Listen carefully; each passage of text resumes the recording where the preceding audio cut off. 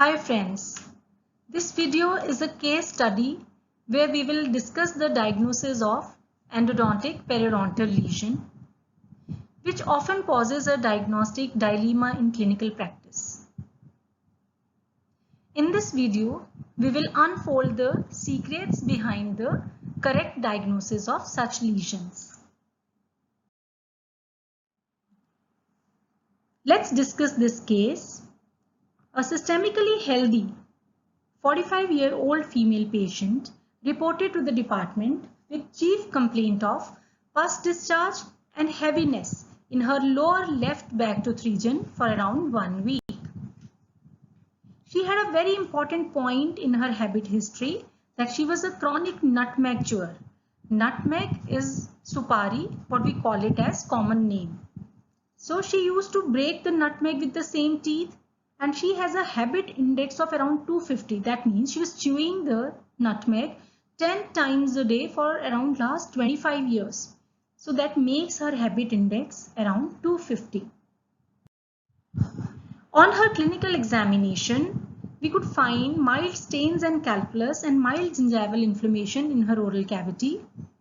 Overall oral hygiene was good because oral hygiene index score was found to be 2. There was generalized attrition which could be attributed to her habit history.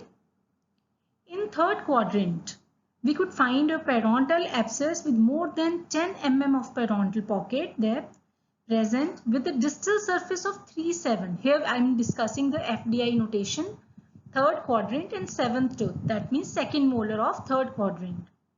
No plunger cusp and food impaction was appreciated. There were no periodontal pockets in rest of the oral cavity, and there was an incidental finding of impacted 3/8, which was distoangular impacted. Based on these findings, a clinical diagnosis of generalized chronic gingivitis with localized periodontitis and periodontal abscess with 3-7 was made, because we could see periodontal pocket distal to 3-7 and there was a impacted 3-8. But then what was the cause? So whether it was pericoronitis, which could have led to the repeated pericoronitis could have led to the destruction of supporting tissues, or there could have been plaque induced periodontitis, but because we could not find any appreciable amount of plaque and calculus in that area, so that was ruled out. And then there was no food impaction. So, but as I told you earlier, there was a very important point in her history. So we were in dilemma that whether it is the diagnosis of generalized chronic gingivitis with localized periodontitis is right, or we should look for some other cause. Then IOPA was advised. IOPA of 3-7 region shows a periapical radiolucency, mild haziness in furcation area and around the distal root. Lamina dura was absent. Here you will appreciate more. See, you can see this area, furcation area, periapical area. There is a radiolucency, and as we know the pus was draining through this area, so you could appreciate some radiolucency in the around the distal root also.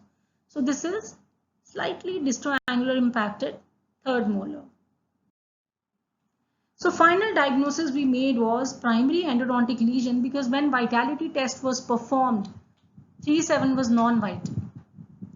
So we were a bit confused that whether it is a primary endodontic lesion only, or it has progressed to the primary endodontic lesion with secondary periodontic involvement.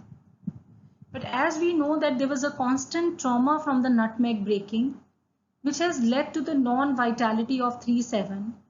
And that has led to periapical abscess, and which was draining through the gingival sulcus, the path of least resistance. So if this lesion would have been very chronic, there might be the establishment of secondary periodontal lesion. So while treating, we have to take care this point also. So let's discuss the pathways of connection between pulpal and periodontal tissues. We all know that through periapical area they communicate. There are accessory canals in furcation area. There can be lateral canals, And then we all know that in some types of CE junctions, when cementum is absent, dentinal tubules directly communicate with the oral environment, so making it a pathway for microorganisms entering from the sulcus to the pulpal tissue. Or whenever there is recession, the loss of cementum, either by root planing or because of the alteration of cementum because of the periodontal disease, there can be microorganism entry through the dentinal tubules to the pulp.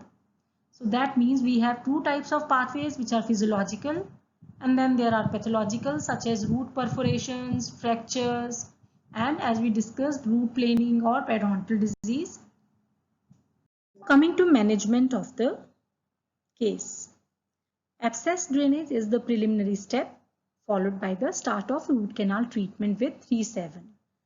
Because we have diagnosed it as a case of primary endodontic lesion, completing the endodontic treatment with 3-7 will lead to the stoppage of pus release from the gingival sulcus and the lesions will be healed. Quitting of the habit will be advised to the patient, which is must, and patient will be taken for oral prophylaxis. Scaling will be completed. Extraction of 3-8 will be postponed because immediate extraction of 3-8 will lead to the persistence of pocket, or there may be recession with the distal root of the 3-7. We all know whenever there is an abscess, there is a rapid bone loss, and when we drain the abscess, body tries to recover fast. So we can wait till the healing of the lesion for around 3 to 4 weeks. Then we can go for extraction of 3-8.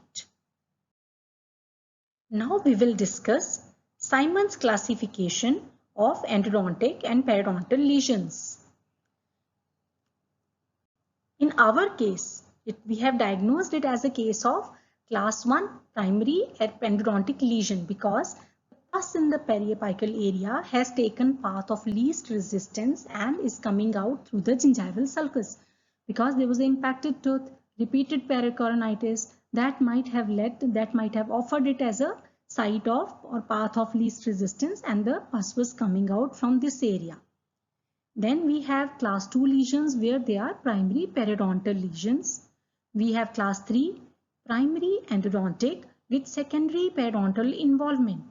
If this lesion will not be treated, class 1, then chronic bone loss and chronic lesion will set up and secondary periodontal lesion will be established. Then class 4 is a primary periodontal lesion with secondary endodontic involvement, and class 5 true combined lesions. We will discuss these cases in forthcoming videos. Thank you. If you have any doubt, please put it in comment box. Good day.